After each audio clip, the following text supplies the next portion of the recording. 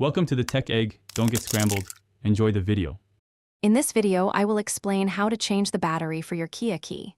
First, gather your tools, a small flathead screwdriver and a new CR2032 coin cell battery.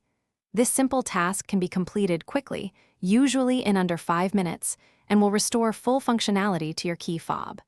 Let's get started with the first step to get your key working again. Now, let's open the key fob. Look for a small notch, often near the key ring loop. Insert your flathead screwdriver into this notch. With a gentle twist, carefully pry the two halves of the key fob apart. Take your time to avoid damaging the plastic casing. Once separated, you'll see the internal components. With the key fob open, you'll see the old battery. Before removing it, pay attention to its orientation, noting which side faces up. Use your screwdriver to gently pop out the old CR2032 battery. Now, insert the new CR2032 battery, ensuring the positive side faces the same direction as the old one.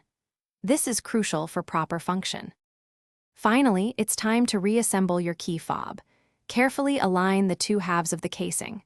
Press them firmly together until you hear a click, indicating they are securely fastened. Once reassembled, test all the functions of your key fob, such as locking and unlocking your vehicle. Your Kia key should now work perfectly, giving you reliable access to your vehicle. Thanks for watching. Consider subscribing if I helped unscramble your problems.